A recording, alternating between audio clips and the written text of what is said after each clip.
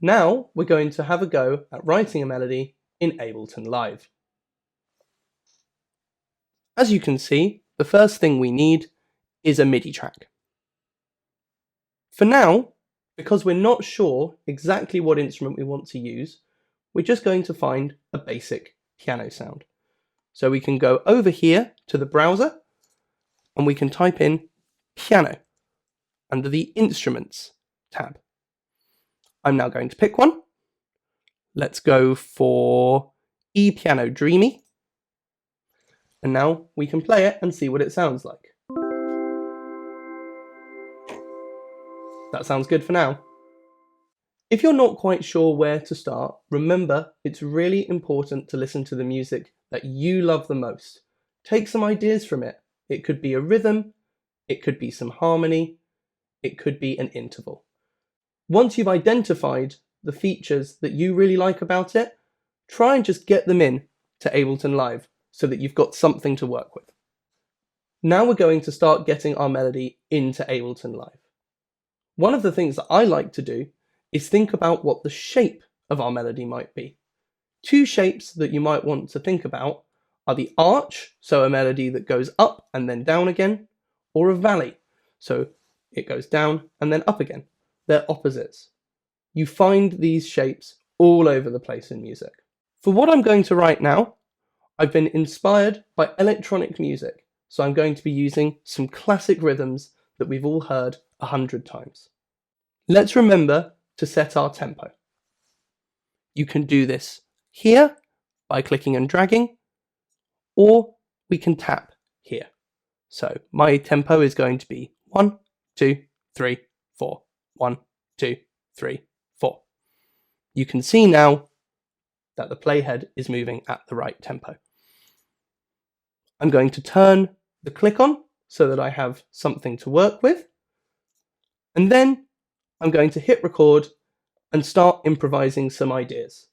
For now, we're going to be in C major.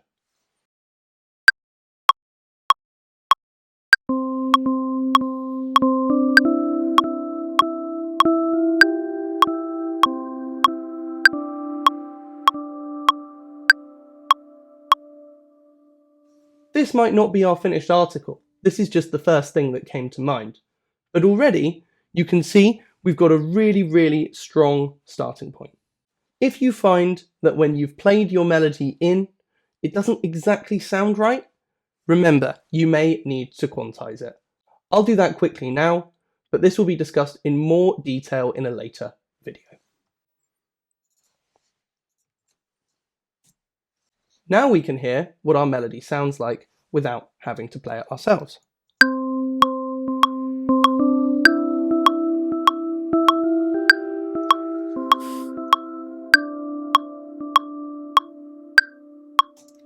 You might notice that even after quantizing, some of the notes are not necessarily in the right place.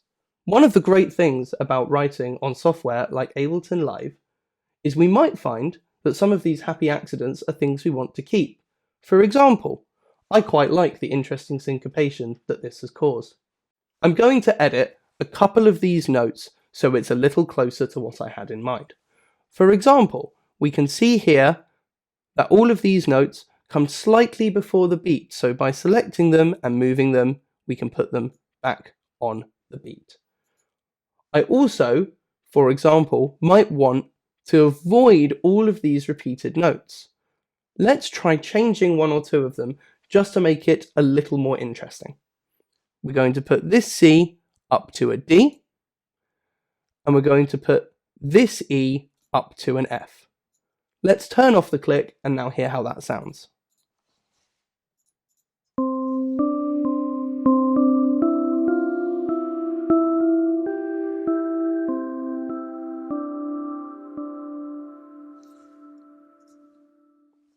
Some of this syncopation feels a little unclear when we don't have the click on. So let's listen one more time with the click and maybe make some more changes.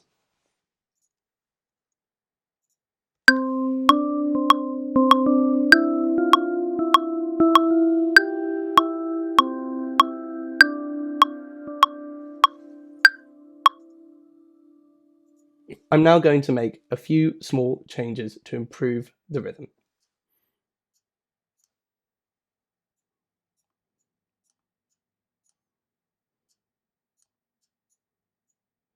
Let's hear that for the last time before we move on and think about what might come next.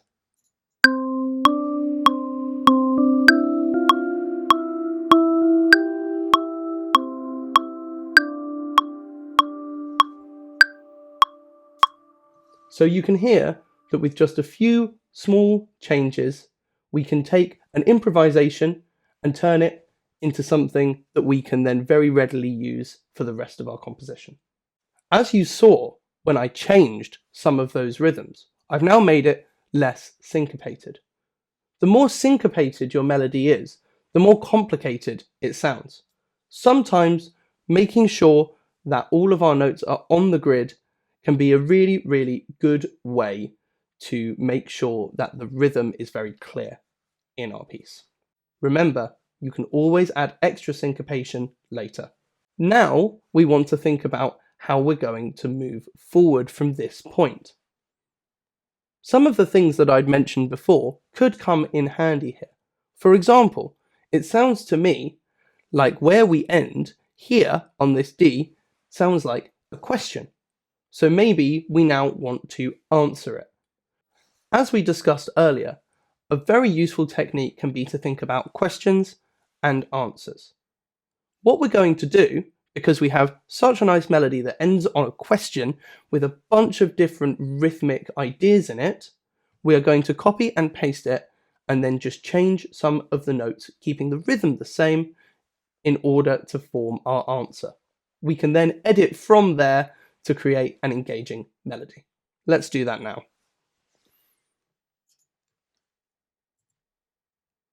I've split the clip in the right place so that we only have 4 bars of melody, and I'm now going to duplicate this first part. Given that we started on a C here, we probably want to end on a C. That is going to bring our answer to the same place as where our question began. So let's do that now. We've taken these Ds and put them down to Cs, just like that. I think this time we're going to start on a G.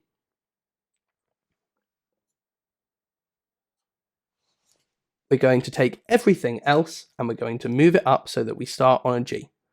It's not going to sound quite right yet, but we can now listen to it through and see what that sounds like.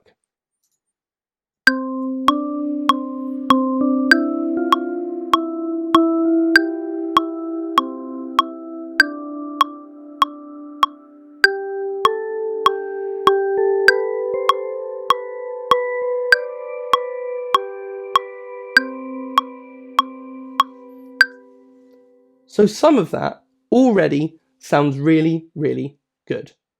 What you need to do is listen through and try and work out the notes or rhythms that don't quite make sense yet. For me, when we went from the G here up to the B, that didn't quite sound right. So let's try something else. If you like, you can continue to improvise on the piano until you find exactly the right notes for your melody. I'll show you what I would do now.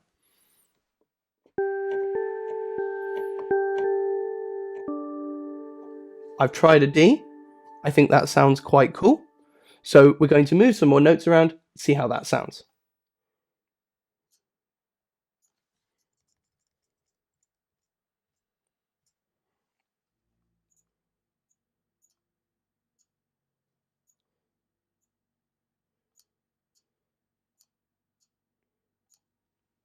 After a few edits, I feel pretty sure that this is going to sound better.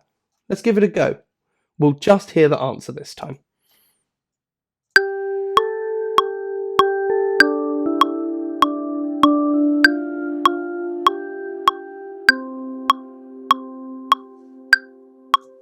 Already much better. One of the things that I don't like is that we have this small ascending sequence that we used twice earlier on. By itself, that's great, and you can see that we use it again here. But it feels to me as though we don't have a smooth pattern anymore, because here we go G, it goes up to an A, and then a big leap down to a D. So instead, I'm going to try a different note here. Let's see how that sounds.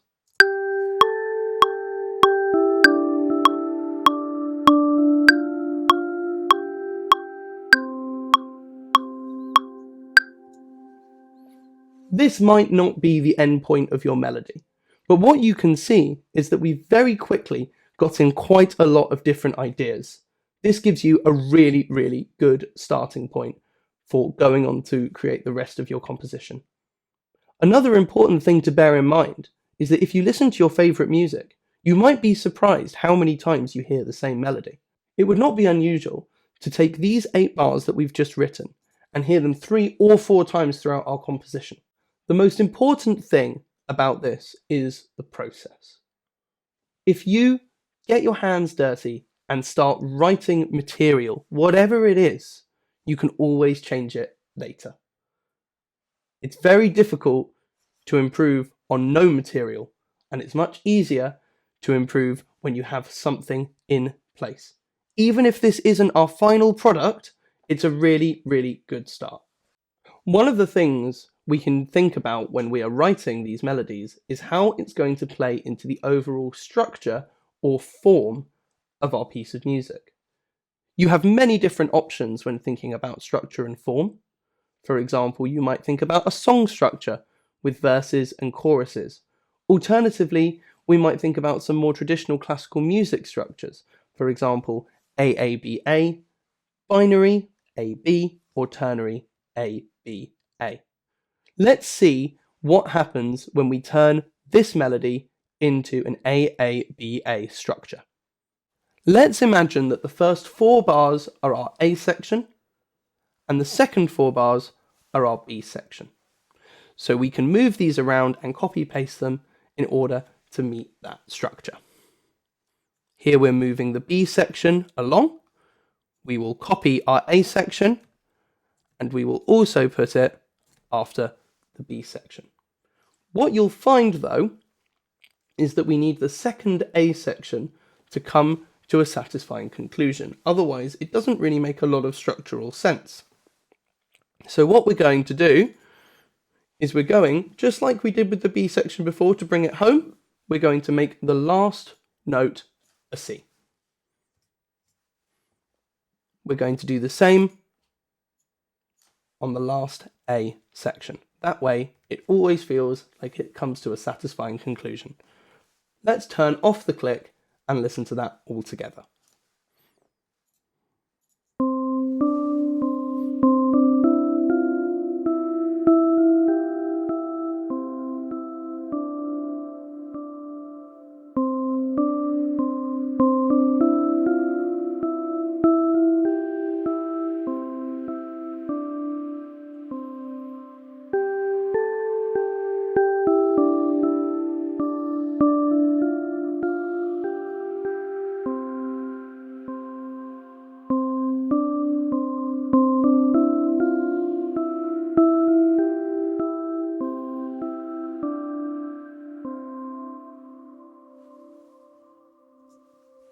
Of course, these are just some of the changes that you could make. There's an awful lot of potential here, and the most important thing is that you just get involved and start creating. Try to think about structure and form creatively. You have a lot of different options when you're thinking about form, not only in terms of the music that makes up each section, but also in terms of the form itself. For example, we can have our AABA structure. That might happen several times in our piece, but with small changes each time, so it's not exactly the same. Many songs that might otherwise be quite traditional actually follow quite interesting structures. This in and of itself is a creative choice that you can make when you're composing.